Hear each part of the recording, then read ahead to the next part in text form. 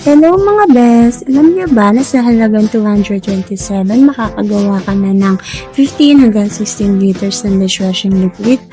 Oo, tama ang narinig niyo. Kung gusto mong makatipid sa bahay o gusto mong magsimula ng maliit na negosyo, ito na ang perfect para sa'yo. Ito ang Mr. DIY Dishwashing Liquid Kit.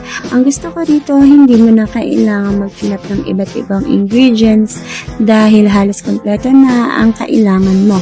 Plus calamansi scent pa kaya ang bango habang naghuhugas.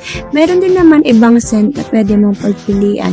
May lemon, strawberry, bubblegum, lavender at meron din silang unscented. Ito ang step by step ng paggawa. Maghanda ng malinis na lagayan na may kapasidad na hindi bababa sa 20 liters. Maglagay ng humigit kumulang na 15-16 liters ng malinis na tubig o ayon sa nakasaad sa kit. Ibuhos ang buong pack ng surfactant at haluin dahan-dahan hanggang matunaw at mahalo ng pantay. Idagdag ang buong pack ng SAA Fortified Bubble Booster saka haluin muli. Ibuhos ang buong bote ng Primex. Kasama na rito ang Sen Antibac, decreasing agent at color. Pagkatapos ay haluin ng mabuti. Idagdag ang buong pack ng thickener ng paunti-unti habang patuloy ang paghahalo upang maiwasan ang pagbuo-buo.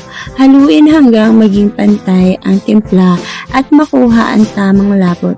Hayaang magpahinga ng ilang oras o magdamag para humupa ang bula at luminaw ang timpla bago ilagay sa mga bote. Ganun lang kadali, ilang minuto lang, ready to use na.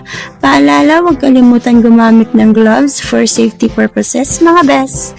Kung gusto mo makatipid sa gastusin o kumita sa pagbebenta ng sariling dishwashing liquid, magandang option itong Mr. DIY Dishwashing Liquid Kit.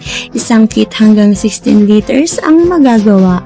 Mga best, kung gusto nyo itong subukan, i-check nyo na ang link at huwag kalimutan i-like, share at i-follow ang page ko para sa mas marami